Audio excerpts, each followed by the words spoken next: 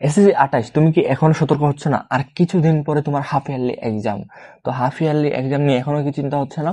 তো half yearly exam যাতে তোমার ভালো হয় এবং কিছু বিষয় তো আমি মনে করি যে তোমার আপাতত এখন জানা দরকার, এই জন্য আমি একটা কমপ্লিট গাইডলাইন ভিডিও বানাইছি, যেখানে তোমাকে আমি বিভিন্ন টপিক নিয়ে আলোচনা করব। তুমি কিভাবে একটা কামব্যাক দিতে পারো, আসলে কামব্যাক জিনিসটা কি বলবো, মানে তুমি কিভাবে একটা রাইট ট্র্যাকে চলে আসতে পারো। তো চলো আমরা যদি পরের স্লাইডে যাই, তাহলে দেখতে পারবো যে হাফ ইয়ারলি একটা খারাপ রেজাল্ট কীভাবে তোমাকে এসএসসি যাত্রাকে ধ্বংস করে দিতে পারে। দেখো, হাফ ইয়ারলি রেজাল্ট যদি তোমার খারাপ হয়, তোমার কনফিডেন্স কী হবে? জিরো হয়ে যাবে। অনলাইনে অবাস্তব তুমি কামব্যাক খোঁজার চেষ্টা করো। দেখো, কামব্যাক কারা খোঁজার চেষ্টা করে? যে কামব্যাক মানে কামব্যাকের ভিডিওগুলো যেগুলো আছে, কারা খোঁজার চেষ্টা করে? যাদের কনফিডেন্স নাই। যার কনফিডেন্স আছে সে কখনো কামব্যাকের ভিডিও দেখবে না। তো আলটিমেটলি তুমি যখন কামব্যাকের ভিডিও খোঁজার চেষ্টা করবা, কিন্তু তোমার যখন কামব্যাক হবে না, তখন কী হবে? হতাশা বৃদ্ধি হবে। আর হতাশা বৃদ্ধি যখন হবে, তখন কী হবে? এসএসসিতে একটা চূড়ান্ত ব্যর্থতা, এমনকি একটা ফেইলে চলে যেতে পারে। তো চলো আবার যদি এখন যদি আমরা অপোজিট সাইডটা দেখি, যে হাফ ইয়ারলি এক্সামের যদি তোমার কী হয়, একটা ভালো রেজাল্ট হয়, তাহলে তোমার কী হবে? কনফিডেন্স বুস্ট হবে। এই যে তোমার একটা কনফিডেন্স বুস্ট হলো না, এটা তোমাকে টেস্ট এবং বোর্ড পরীক্ষায় ধারাবাহিকভাবে সাফল্য বজায় রাখতে একটা সাহায্য করবে। তো দেখো নিচে একটা বোল্ড করে একটা কথা লেখা আছে যে অনলাইনে কামব্যাক খোঁজা বন্ধ করো। কী করবা? অনলাইনে কামব্যাক খোঁজা বন্ধ করবা। কেন? কারণ অফলাইনের এক্সিকিউশন ছাড়া, অফলাইনে মানে তোমার অফলাইনের তোমার যে পড়াশোনা বলো বা প্র্যাকটিস বলো, বা তোমার যে একটা পড়ার সাথে সম্পর্ক, যেটা যদি অফলাইনে করে না উঠে, তাহলে তোমাকে কোনোভাবেই কামব্যাক দেওয়াতে পারবে না বা বাঁচাতে পারবে না। তাই কী করবা? অনলাইনে কামব্যাক খোঁজা বন্ধ করবা। পরের স্লাইডে চলো। পরীক্ষার আগে গোল্ডেন রুল। পরীক্ষার আগে গোল্ডেন রুল কি? 80% সিলেবাস কমপ্লিট। তো দেখো, হাফ ইয়ারলির আগে যদি তুমি অন্তত 80% সিলেবাস তোমার আয়ত্ত রাখতে পারো, তাহলে কিন্তু তুমি অনেকটা আগায় যাবা। দেখো, স্কুলের ক্লাস বা লাইভ ক্লাস, যে তোমার যে তুমি যে কোনো একটা কোচিং সেন্টারে ভর্তি আসো, এখানে যে ক্লাস নেওয়া হচ্ছে, সেটার সাথে তোমার গতির সিলেবাসের গতি নাও মিলতে পারে। এই জন্য তাদের জন্য অপেক্ষা করাটা বোকামি। তাহলে কী করবা? রেকর্ডের যে ক্লাস আছে, রেকর্ডের ক্লাস করে নিজের মর্জি মতো সিলেবাস এগিয়ে রাখো যতটুকু তুমি পারো। এরপর আসো যে সাইলেন্ট কিলার। এটাতে তোমাকে সাইলেন্ট কিলার মানে কি? যে তোমাকে নীরবে ধ্বংস করে দেবে। যে বিষয়গুলো তোমার জিপে কি করবে? জিপিএ কে ধ্বংস করবে। দেখো, পিসিএমবি মানে কি? ফিজিক্স এবং সিতে কেমিস্ট্রি, ম্যাথ, বায়োলজি। এই যে সাবজেক্টগুলো আছে, এগুলোতে স্টুডেন্টের ফোকাস থাকে হলো 100%। তাইলে যেগুলোতে ফোকাস থাকে 100%, এগুলোতে বিপদের মাত্রা কি? কম, কারণ এগুলো সবাই পড়ে বা পারে। আর যদি আমি ফলাফলের কথা বলি, ফলাফল ভালো, কিন্তু একা প্লাস নিশ্চিত করতে পারে না। এবার আসলে ইবিআই, ইংলিশ, বাংলা, ইসলাম, আইসিডি, এরপর হলো ইসলাম, আর হলো বিজিএস। তো এখানে স্টুডেন্টের ফোকাস থাকে হলো 0%, কিন্তু আত্মবিশ্বাস থাকে অতিরিক্ত। এই কথাটার মানে কি জানো? যে তার ফোকাস থাকে না, এগুলো পড়ে না, 0% ফোকাস, কিন্তু সে মনে করে যায় এগুলো তো মার্ক উত্তরণের কোনো ব্যাপার, এই যে সে ধ্বংসের দিকে চলে গেল। তো এই কারণে এগুলাকে ফোকাস দিতে হবে। তো বিপদের মাত্রা যদি আমি বলি, এটা ক্রিটিক্যাল।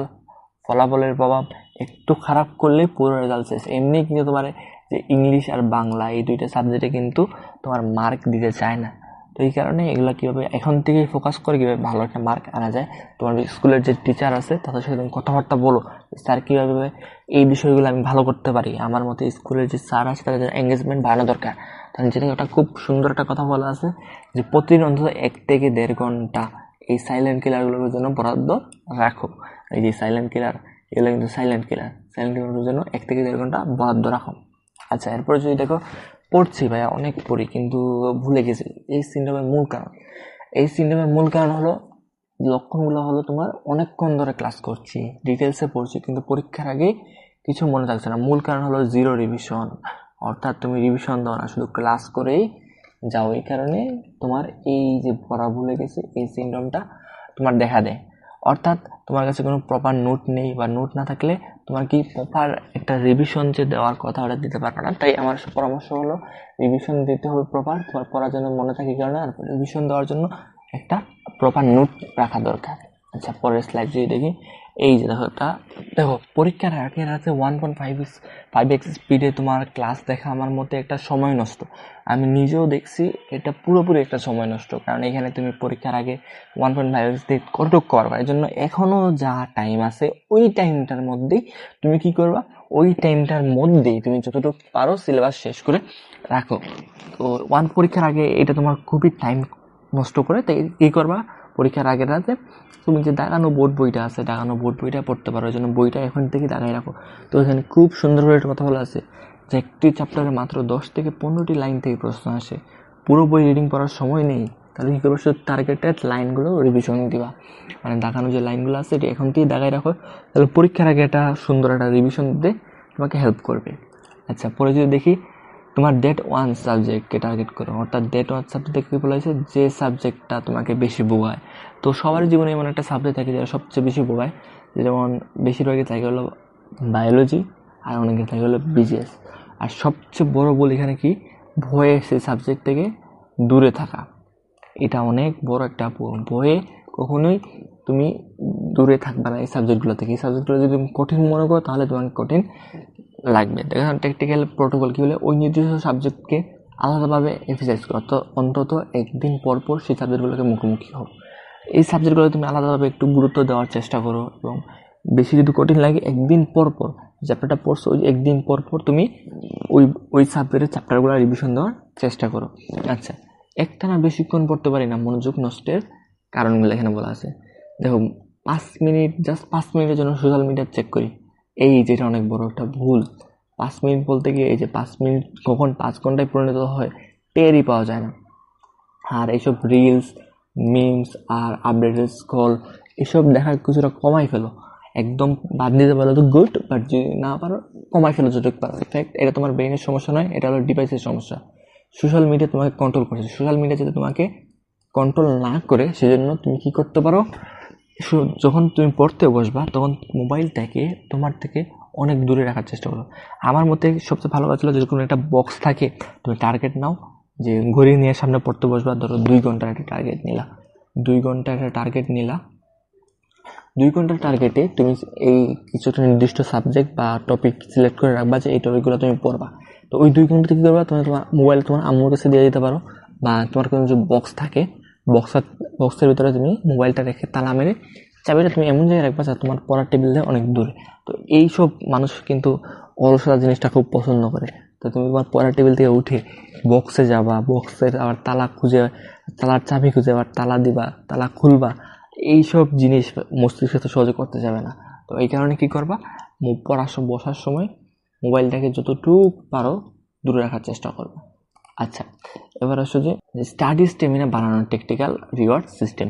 ধরো তুমি 4 ঘন্টা ফোকাস স্টাডি করলা, 30 মিনিটের রিওয়ার্ড দেবা। 4 ঘন্টা তুমি যদি ফোকাসড একদম মনোযোগ দিয়ে স্টাডি করো তাহলে 30 মিনিটের একটা রিওয়ার্ড দিবা। তাহলে দেখো 4 ঘন্টার সময়টাকে দেখাচ্ছে, আর এটা 30 মিনিটের রিওয়ার্ড যে জিনিসটা ওটাকে দেখাচ্ছে।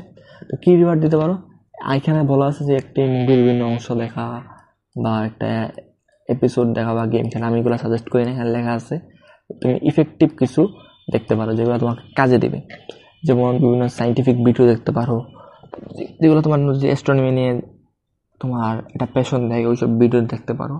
এইসব নিয়ে কাজ করতে আমি মুভি দেখাকে কখনো সাজেস্ট করি না। এখানে বলা আছে যে এর সতর্কতা হলো এর বেশিও কোনোভাবে উল্টানো যাবে না। 20 মিনিট পরে 1.5 ঘন্টার মুভি দেখা যাবে না। আচ্ছা, এখানে মুভি আমি এখনও সাজেস্ট করি না, মুভি এসব দেখার কোনো দরকার নেই। ইফেক্টিভ যেগুলো কাজে দেবে, এন্টারটেনমেন্টের জন্য যেগুলো কাজে দেবে ওইগুলো তুমি দেখতে পারো। তো 20 মিনিট এইটা যেন না হয় যে 20 মিনিট পরে 1.5 ঘন্টার মুভি দেখবা, এরকম যাতে না হয়। একদম 4 ঘন্টা তুমি ফোকাস স্টাডি করবা, তারপরে তুমি 30 মিনিটের একটা রিওয়ার্ড নেওয়ার চেষ্টা করবা। আচ্ছা, তারপরে যদি দেখি যে হাফ ইয়ারলি সার্ভাইভাল ড্যাশবোর্ড, অর্থাৎ আমরা একদম লাস্টে চলে আসছি, তাহলে তোমাকে কী করতে হবে, সাইলেন্ট কিলার সাবজেক্টগুলোকে প্রতিদিন 1 থেকে 1.5 ঘন্টা পড়তে হবে। রেকর্ডেড ক্লাস দিয়ে তোমার এগিয়ে থাকতে হবে। দুর্বল সাবজেক্টে কী করতে হবে, তোমার একদিন পর পর ওই সাবজেক্টগুলোকে টার্গেট করতে হবে। তারপরে ডিস্ট্রাকশন ফ্রি, অর্থাৎ সোশ্যাল মিডিয়ার বাইরে আসবে, ফোকাস স্টাডি করার রিওয়ার্ড সিস্টেম। আচ্ছা, আর এইভাবেই যদি তুমি এগিয়ে যেতে চাও, তোমাকে এই যে মিশন রেডি, এই কমেন্ট লেখো, যে তুমি এখনই কমেন্ট করো যে মিশন রেডি। আর আমাদের একটা এক্সাম বেস চলছে, এখানে তুমি ভর্তি হয়ে যেতে পারো। এখানে এটা কিন্তু ফ্রি, কিন্তু এটা কিন্তু পেইড না, ফ্রি এক্সাম বেস চলতেছে, ওইটা তুমি এনরোল হয়ে যেতে পারো। এখানে আমরা নির্দিষ্ট ক্লাস দিই, ওই ক্লাসের পরে তোমার পরীক্ষা নিয়ে আমরা সেই ক্লাস অনুসারে কমন কোর যাতে তোমার ক্লাসগুলো করা হয়ে যায়, কনসেপ্টগুলো এমনভাবে তোমার রাখা হয়েছে ক্লাসগুলো যাতে কনসেপ্ট একদম 100% ক্লিয়ার হয়। এই জন্য কী করতে হবে, তোমাকে আমার যে ফেসবুক পেজটা আছে, ফেসবুক গ্রুপ আছে, ওখানে তোমার জয়েন হয়ে যেতে হবে। আর ফেসবুক পেজে তুমি একটা মেসেজ দাও, তাহলে অটো তুমি এনরোল হয়ে যাবা। তোমার এনরোল হয়ে যাবে বলতে তোমাকে একটা মেসেজ দেওয়া হবে, ওই মেসেজে তুমি ক্লিক করলেই তুমি এনরোল হয়ে যেতে পারবা এক্সাম বেসে। তো আর দেরি কেন, এইসব সুযোগ কেন মিস করবা? যাতে মিস না হয় এখনই কী করতে হবে, ফেসবুক পেজটাতে টেল ড্যাডো স্কুল ফেসবুক পেজের নাম, ওটাতে তোমাকে মেসেজ দিতে হবে।